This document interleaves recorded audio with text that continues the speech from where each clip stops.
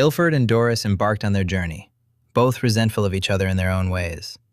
It took 2 days before the chill between them broke. For Ilford, the first crack in his snarky demeanor came when he realized that Doris didn't need her cane to move. Indeed, she walked incredibly fast. Instead, she overwhelmingly used it to lightly express her displeasure against his shins. Doris's condescension gave way when she noticed that, on noticing her, he stopped treating her as overly precious. This minor fondness came crashing down as Ilford the Great and Doris the Quick arrived at their first planned stop, Dry Branch. A quick stop, which Doris was fast to remind Ilford as she watched him seeing the reality of life outside of Reeve, in the form of a girl about to be burned at the stake. Two men locked in argument, equally frustrated, but the father between them was not immediately obvious. It was as if the argument between them was somehow unrelated to the fire tickling the young girl's feet. It's not our business, Ilford.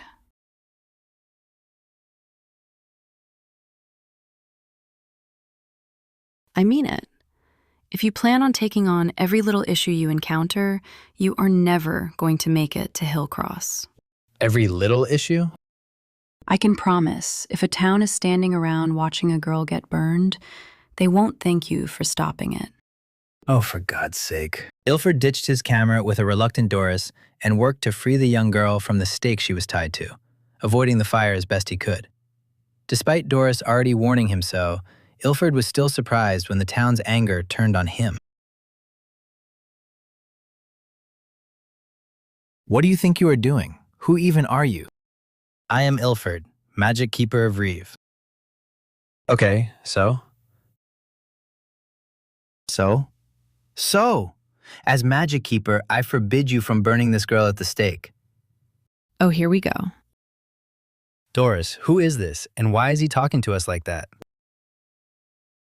Ilford, what are we doing? Okay, I don't get it.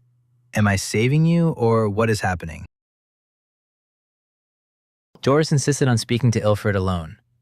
Ilford was very remiss to leave the situation outside of his control, but he had to admit that he needed more information, and the two angry men didn't seem keen to share. After telling Ilford she told him so, and a reminder that the world was profoundly different outside of Reeve, Doris tried to explain the situation they had stumbled into. Small towns like Dry Branch didn't have magic keepers, so they would not be providing the deference he would prefer here. There was no robust archive to solve their problems. These two families had been fighting for decades. The girl had been born to die and balance the scales of a 40-year-long feud. That was just the way the world worked sometimes, and he needed to be all right with that. Ilford asked Doris, "Are you really all right with that?" Doris couldn't look at him and repeated her, "That was just the way the world works sometimes." Ilford declared back that he didn't accept that. Ilford stomped his way back just in time to see the two angry men convincing the girl to climb back up into the fire. As if empowered with no mind of her own, the girl complied. Ilford cursed, and for a second time retrieved the girl from the fire and stood between her and the men defiantly. "This is crazy, fighting for so long. If you can tell me what you are even fighting about, then I will get out of your way."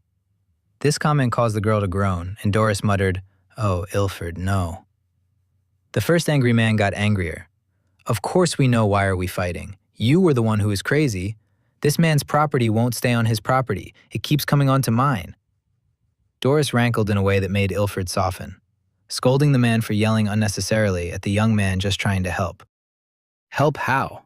This man will never stop as long as my fence keeps moving. And I am not doing it on purpose.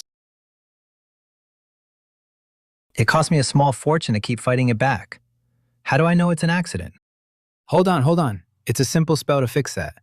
How have you been fighting so long? Why hasn't Hillcross helped you? Hillcross? Helpful? Now I know he is crazy, expecting the Bonners to be helpful. I know, youngins thinking they know anything. And just like that, decades of fighting melted away.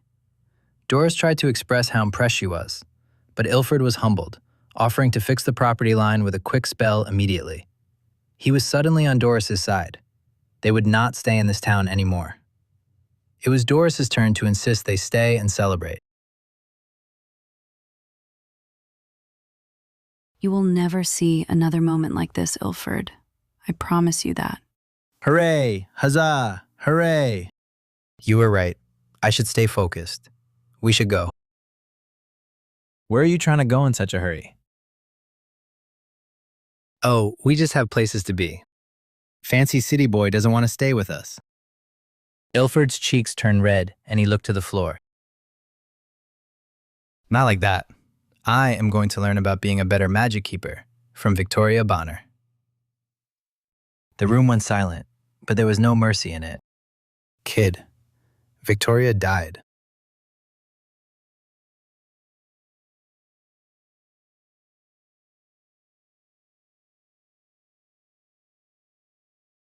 So does that mean we are turning back?